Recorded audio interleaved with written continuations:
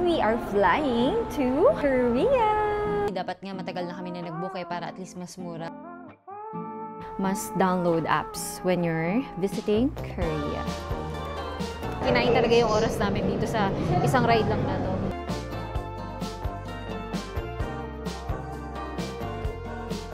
Pero hindi naman ganito kalala.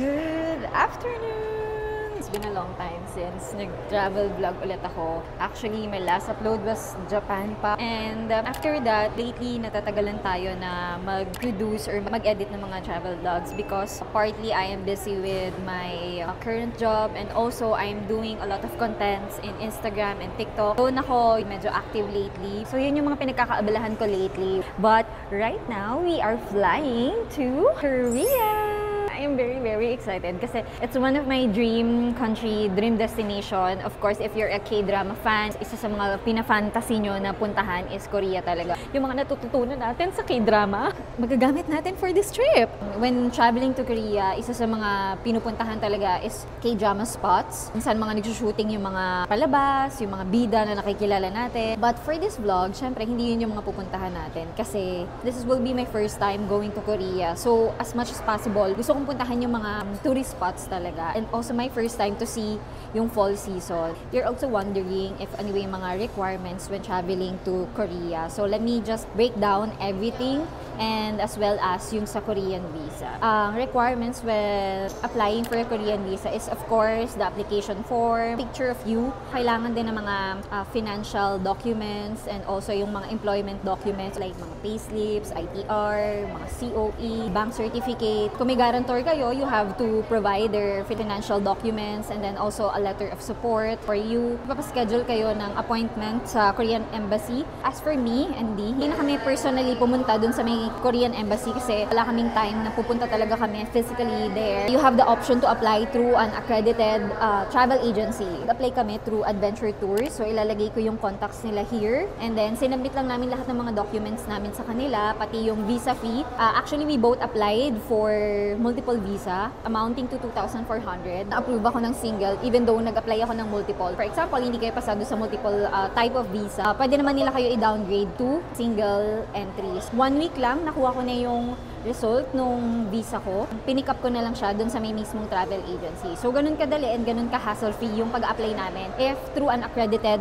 travel agency. Pero if not naman, you can go straight to Korean Embassy, book an appointment, etc. Prepare all your documents. I think it's cheaper there. There's also waiting time. So, may mga pros and cons naman yun. Depende sa preferences nyo kung paano nyo gusto mag-apply. And actually, paper lang siya na ibibigay sa inyo, printed, gano'n. Naka-register naman yun, feeling ko, electronically sa system nila. So, make sure lang na when you get your paper visa, picturean nyo na and then i-save nyo sa Google Drive nyo, phone nyo, gano'n. Para at least may copy kayo. Para kung mawala man yung visa nyo, meron pa rin kayong copy na mape-present. So, yung mga requirements naman when traveling to Korea, have to pay your travel tax. It's around 1,620 per person.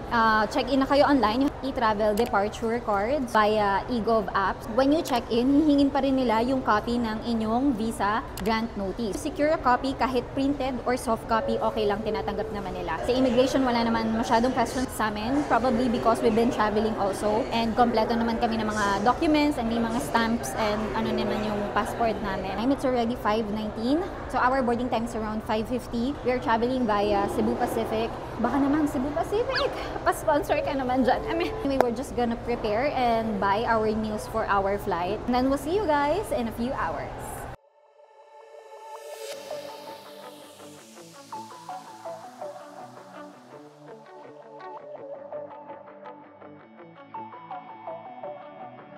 We just arrived here today in Korea, 12:46 a.m. Nakalimutan ko na kailangan pala ng Korea arrival card kapag pupunta dito sa Korea. Nakalimutan ko siya kanina nung paalis na kami. So, pwede nyo siyang i-fill out like 72 hours before your flight. So, medyo nangarag ako ng konti. I-fill out ng forms online. So, accessible naman siya via online. Ilalagay ko na lang yung links sa may description box kung saan kayo fill out the mga details nyo. So, it's so easy. You just need to fill out personal information, your visa number, your arrival details, your flight details, and yung accommodation nyo. Yun lang naman yung mga i-fill out. And after that, pwede nyo nang ma-generate yung issuance ng Korean arrival card nyo. So lang naman, right now, gagawin naman natin is kukunin ko lang yung pocket wifi na nabook natin via Korean Wireless. And actually, I've been promoting them. Meron kasi silang Japan Wireless. Sobrang bilis ng internet, mabilis yung processing ng pag-pick up and yung pag-drop off. Hanapin lang natin kung saan pick upin yung pocket wifi natin. And then later, we're gonna do an unboxing and also all the details how to book this pocket wifi in their website. So, yeah. Lobby F daw. Kasi nandun yung pick-up counter ng Korean Wireless. Oh my God, magagamit ko na yung mga mga skills ko sa K-drama. Annyeonghaseyo. Kamsahamnida. Sweet girl. Medyo late na yung arrival namin pala. Kaya, medyo malayo lang siya, dulong-dulo. Ito yung mga prices niya kung eSIM. And then, kung hindi naman, meron din naman yata silang mga pocket wifi. Nari ito. Ito pala yung sa mga bus. Magba-bus ticket kayo via airport. Pwede kayo mag-book or pwede rin kayong online. Ito yung mga times. Wala na tayong mga bus schedule na. Ang next na is at 5:29. Syempre, di na tayo mag-aantay. You also have another option to book a night bus in advance on Klook and choose between Seoul Station or Jamsilote World Drop-Off. May 3 schedule dito. Just take note of the departure times of the night bus. Para at least antayin mo yung next bus. Kung hindi naman, pwede naman mag-taxi na para at least comfortable na kayong makakatulog sa hotel nyo. So while waiting, let's just do a quick unboxing of our pocket wifi that we booked through Korea Wireless. Meron pala silang deposit na 1,400 won. And then also they only accept credit card kapag magbibigay ng deposit. So ito pala yung mga inclusions niya. The pocket wifi itself. Isa-scan nyo lang yung QR code dito sa likod. Makaka-connect na kayo sa wifi. Pero pwede nyo rin siyang i-input. Yung password nandito na rin naman. And then you can connect up to 5 devices. Perfect if ever na group kayo na nagta-travel. If not, kung solo traveler lang naman kayo, phone lang naman yung gagamitin nyo or pang-navigate lang naman. So pwede na kayo mag-eSIM. Power bank, ito, na meron ng saksakan. And then, the pouch, cord, and then adapter. So, yung instruction. Ayun lang naman yung mga inclusions ng pocket wifi natin. Pag pupunta pala kayo dito sa Korea, yung adapter nila or saksakan nila is yung 2 bilog. Ayan, yung ganyan. So, make sure na magdadala kayo ng Universal Travel Adapter or ganitong klaseng saksakan para makapagsaksa kayo dito. Check lang natin kung saan tayo magbubook ng taxi papunta ng hotel. We'll see you guys later. Bye!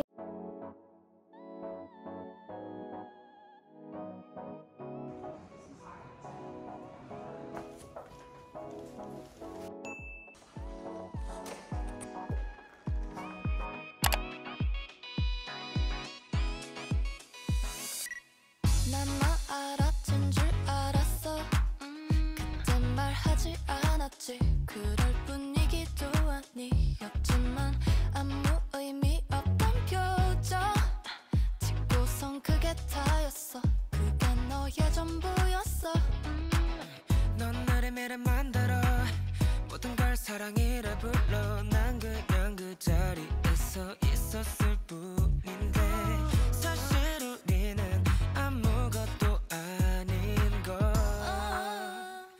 By the way, we just arrived here in our hotel. Dito kami nag-book sa may Solago Myeongdong Hotel. Ang total namin for 6 nights is 40,000 pesos. Dapat nga matagal na kami na nag-book para at least mas mura. Meron naman kasi sa Agoda ng mga parang free cancellation before your travel date. Piliin nyo na lang yun para at least cheaper yung makukuha nyo. Para kung may risk man in case na malapit na yung trip nyo, pwede nyo pang i-cancel. Unlike kapag magbubook kayo na malapit na yung trip nyo, medyo nagmamahal yung prices ng mga hotels. And maliit yung chance na makakakuha kayo ng mga gandang hotels kasi na-fully book yung iba. Anyway, so mag-unpack lang ako kasi ang dami kong daldal. And by the way pala, meron silang sleepers na pinaprovide dito kasi yung plastic na parang marami nang gumagamit. So, what I did is I bought this on Lazada. I think nasa around 30 pesos lang siya. Magagamit namin and bago. Kapag magta-travel kayo, always check kung ano yung mga meron sa hotels and wala sa hotels para at least prepared kayo. Mabili nyo kung ano yung kailangan yung bilhin. See you guys tomorrow. Bye! Good morning! So it's currently our day 1 here in Korea. Woke up around 11 na kasi late na rin kami nakapag-settle in. Ang itinerary today is Lotte World lang naman. Nagbubukas yung park at around 10 a.m. So you have the option to book it online through Klook. And you can use my promo code, it's MariClook, to get 5% off. And kung gusto niyo naman ng different activity, yung kakaiba, not the usual. If you're into hiking, meron ding mga ganong activity in Korea. And kung nagtataka kayo, yes, merong bundok sa Seoul. Hindi naman siya like super hard na hike. I think it's a beginner's trail naman. Tapos guided din naman siya. Sa mga gears, hindi nyo kailangan magdala from your country. Meron sila mga for rent na hiking gears. Kasi susunod na balik natin dito sa Korea, itry natin yun. May pa-luggage keep din pala dito guys, in case na kunyari check out nyo na late pa yung flight nyo. Ayan, pakip na lang kayo dito. Tapos meron din pala silang cafe. Ito, Pascucci. Kain muna tayo kasi inaantay pa natin si Di magising. Ayan, let's go out and explore the neighborhood naman. The weather is a bit cold today. Ay, parang ang sarap nito. Dito na lang tayo.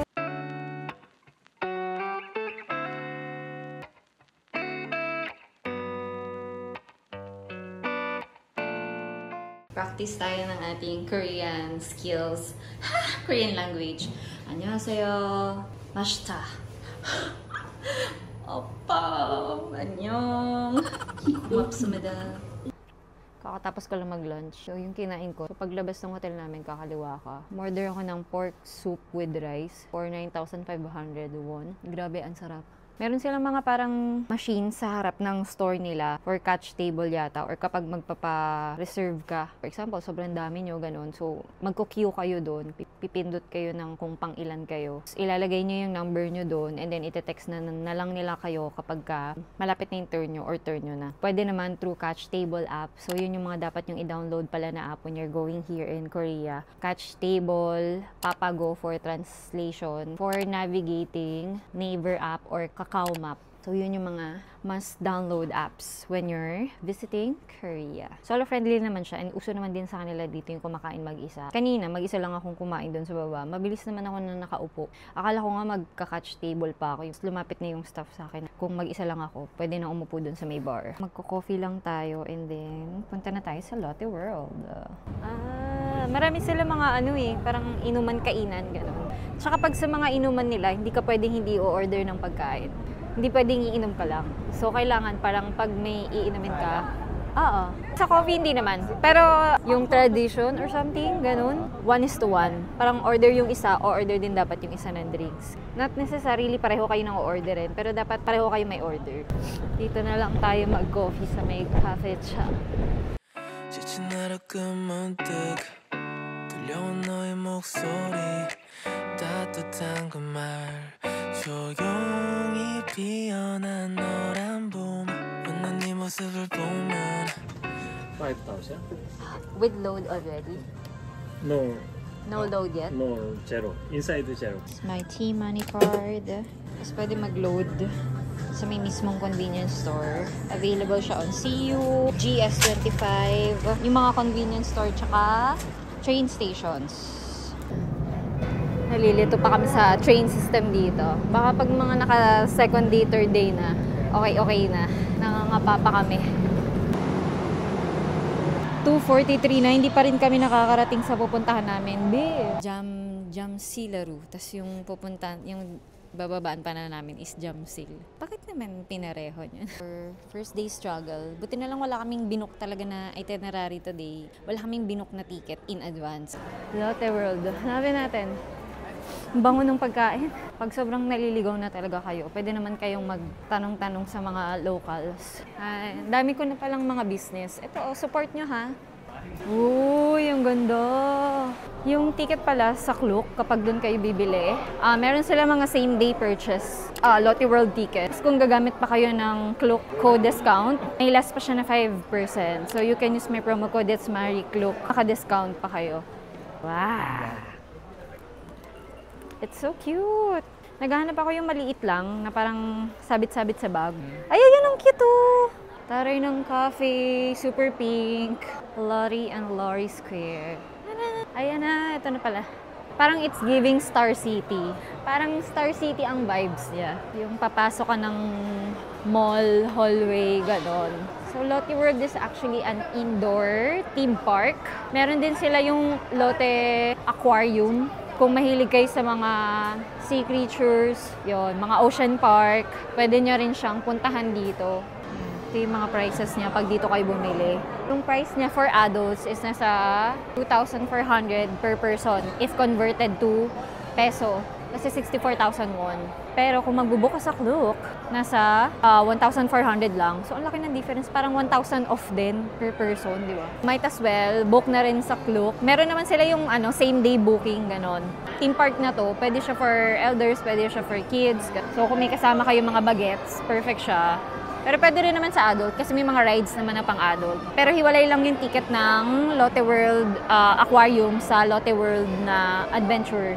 Yung may mga rides. So, it's additional purchase kung pareho niyong pupuntahan. O, diba? Gamitin niyo yung code ko, 5% din yan. O kaya, pwede rin siya actually sa hotel. May discount din siya. Or, kung hindi kayo mag-Klook Hotel, pwede kayo sa Agoda. I also have a code. It's Mari Agoda for 8% discount. And meron din activities on Agoda kung gusto niyo rin na dun mag-check. Ang discount code ko naman for the activities is Mari Soriano.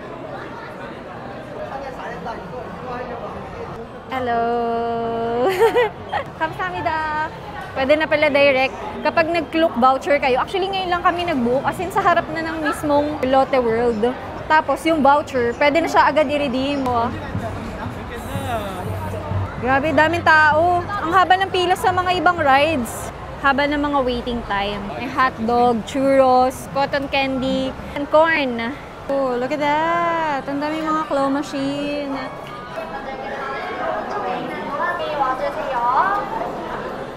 So, by reservation pala siya. Hindi ka basta-basta pwede pumila. Akala ko kung ano yung ticket yung hinahanap niya. Akala ko hiwalay pa yung ticket nung na-purchase namin sa Klook. Sa ticket sa mga rides. Para kang nasa hot air balloon. Gagi, nakakalula yan. Wow! Akala ko maliit lang siya. Pila ba to? Pila ba yun? Ang haba ng pila. Nasa sightseeing lang kami. Sobrang haba ng pila, mauubos yung oras mo sa waiting time. Parang maganda rin to ah. Ride begins at 3:30. Hindi namin in-expect kasi weekday. Ito, balloon ride. Haba rin. Gawin namin dito. Parang tupi-tupi na. Maganda sana tong balloon ride oh. Express pass ba? Mas mag-express pass eh. Kano? Parang 3,400. Tatlong ride yata. Tatlong ride lang. Kukunti lang ba yung rides? Kaya ganun kahaba na yung pila? Or marami lang talagang tao? Or both? Kasi sa Universal naman kahit maraming tao, parang mabilis naman yung waiting time. Tsaka hindi naman ganito kahaba yung pila. Ayan, monorail. Laban na natin to. Grabe ah, kung ganun lahat ng pila for each ride. So parang in a day, ilan lang yung pwede mo sakyan? Ganun. Kasi mauubos yung oras mo sa pila pa lang.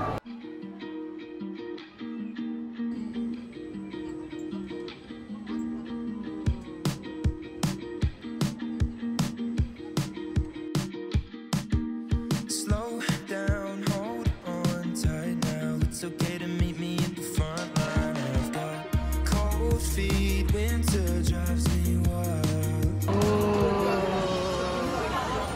Look!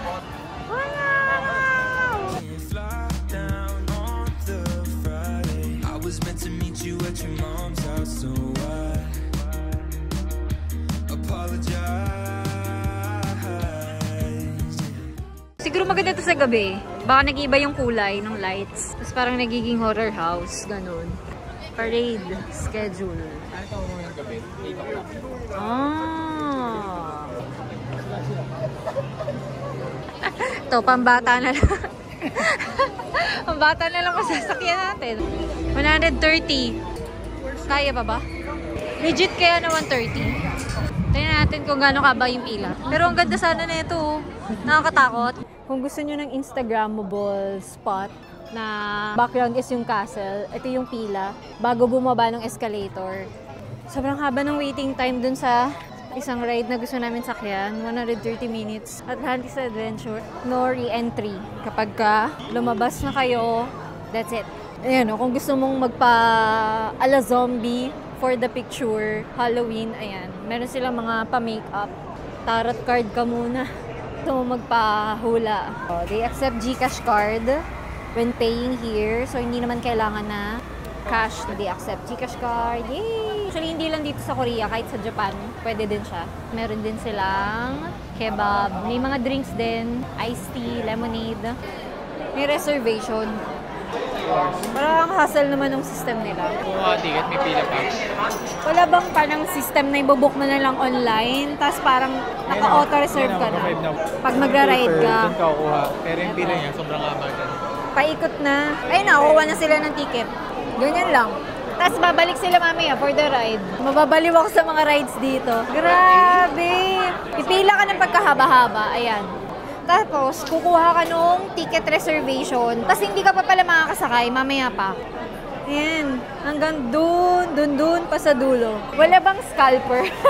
Wala bang scalper na nagbebenta ng ticket nyo dyan? Mag-aantay talaga sila. Para may audition ng PBB yung pila. Sa Universal Studios, alam namin na mahaba yung pila. Pero hindi naman ganito kalala. Sa Pharaoh's Fury. Pero parang moving naman. Okay nang kumpara dun sa nauna. Kasi yung isa parang 2 beses ka pipili. Pero ito kasi wala ka ng paper. Kumbaga dire-diretso na yung pagsakay. Haba ng pila, B. Hanip, Galote World. 2 hours nagantay yung ride. 2 minutes. Wow! This is our last ride. And then dinner na tayo. Let's go! Ay! May pila pa.